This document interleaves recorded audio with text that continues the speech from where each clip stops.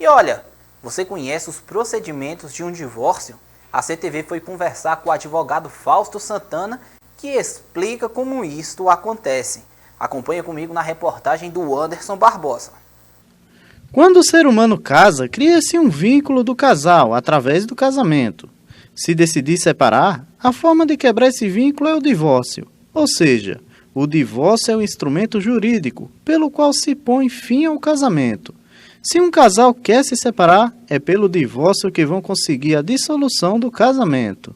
E quais os tipos de divórcios e como funciona? O divórcio, no caso, existem em regra geral duas situações.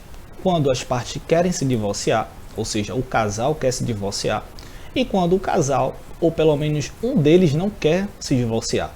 Quando um deles não quer se divorciar, nós chamamos de divórcio litigioso. E quando ambos querem o divórcio, nós chamamos de divórcio consensual. Esse divórcio, quando ele é consensual, ambas as partes querem que isso aconteça. Se não tiver filho de menor idade, ele poderá, no caso, ser requerido em um cartório de notas, é o que chamamos de divórcio extrajudicial. As partes procurarão um advogado, o único advogado já resolve tudo, e ele acompanhará as partes juntamente no cartório de notas. No cartório de notas será lá lavrado uma escritura pública de divórcio, e essa mesma escritura pública, as partes se dirigirão ao cartório ao qual casaram-se para solicitar a averbação. Após a averbação, as partes terão uma certidão de casamento com a averbação do divórcio de forma extrajudicial e estarão divorciadas para todos os efeitos legais, assim como se fosse na esfera judicial. Quando essas partes, ainda que elas queiram se divorciar, mas tem um filho de menor idade na relação, obrigatoriamente elas precisarão buscar a esfera judicial. Precisarão, no caso, ter uma decisão de um representante do Estado, que nessa situação é um juiz de direito. Então as partes vão ter que também ter um advogado, e aí sim, consequentemente, ele vai dar entrada no processo judicial para atender o que as partes querem. Porém, quando nós estamos falando de divórcio litigioso, aí sim, no caso, as partes obrigatoriamente têm que entrar também na esfera judicial. Ou seja, vai ter que seguir aquele mesmo parâmetro de quando as partes, por exemplo, estivessem consensuais, mas têm filho de menor. A esfera judicial, ela vai atender, ou seja, tanto quando for o divórcio de forma litigiosa, como se também se for consensual e tiver filho de menor. Na esfera extrajudicial, só é possível esse procedimento quando as partes estão de acordo e não têm filho de menor idade. O advogado fala do processo de divórcio. Como é realizado? O processo, no caso de divórcio, será ingressado por uma das partes ou por ambas as partes quando é consensual. Passará, no caso, pela audiência. Muito provavelmente será feita uma audiência de tentativa de mediação e conciliação entre as partes. Caso não tenha sucesso, o juiz logo designará a sentença e, após isso, a sentença com força de mandado, as partes têm que se pegar esse mesmo documento, se direcionar ao cartório ao qual casaram-se e solicitar a averbação. Somente após a averbação da certidão de casamento é que as partes são oficialmente declaradas divorciadas. Somente com a sentença em mãos, o seu divórcio ele ainda não foi concretizado. Há uma necessidade de averbação.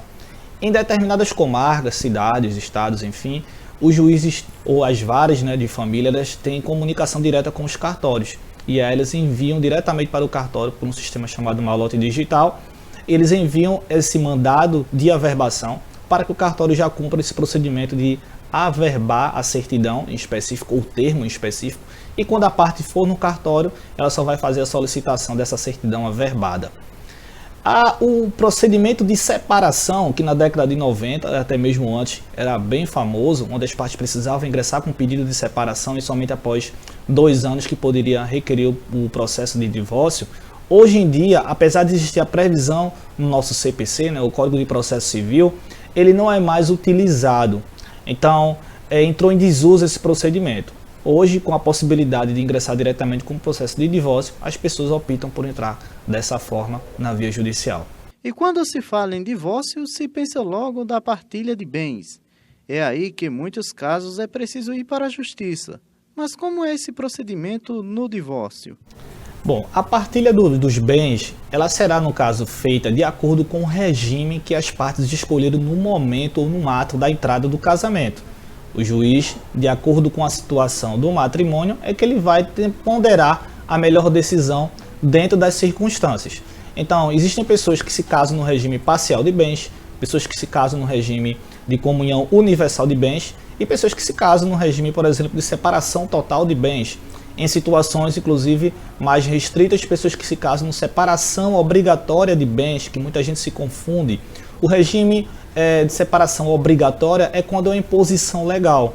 Uma das partes ou ambas as partes está em uma situação a qual elas podem se casar, mas com restrições. Um exemplo, uma pessoa que tem mais de 70 anos de idade, uma pessoa que se casa, por exemplo, com bens que não foram resolvidos do último casamento ainda, ou está em trâmite, ou não foi resolvido.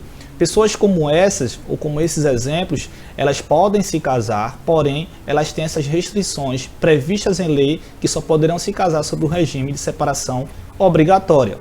Existem também pessoas que se casam de forma de separação total, de forma consensual. As partes não tinham nenhum impedimento legal, porém decidiram se casar assim. E as pessoas que optaram também por casar-se com o regime universal de bens, já é totalmente o avesso.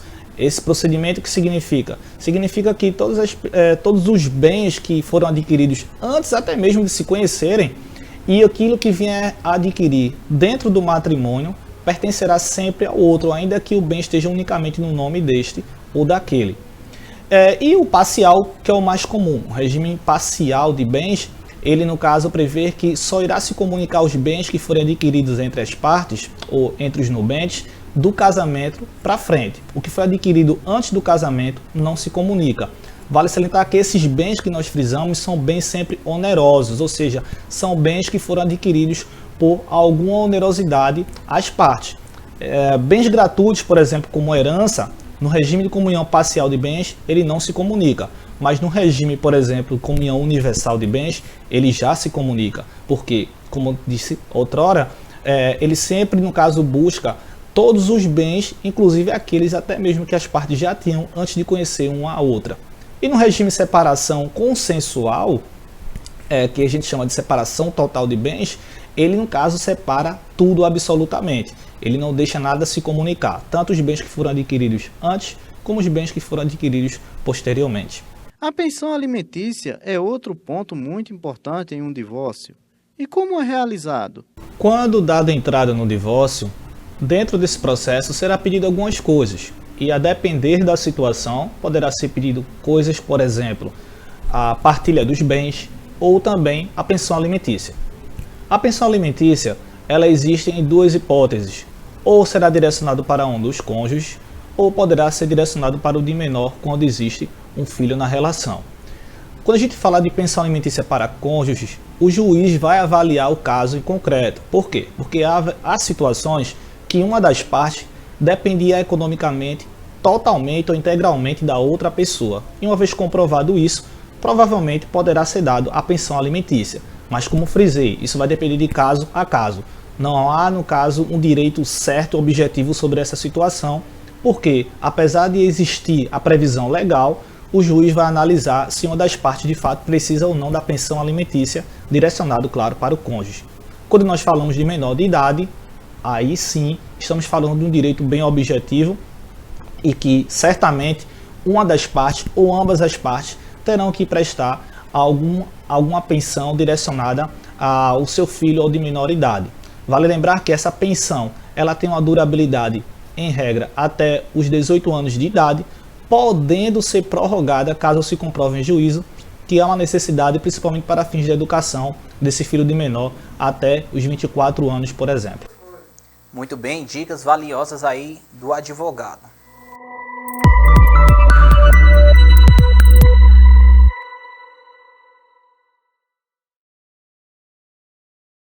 Empreender é mais que investimento, é acreditar no futuro. Jean Márcio Empreendimentos, investindo em sonhos.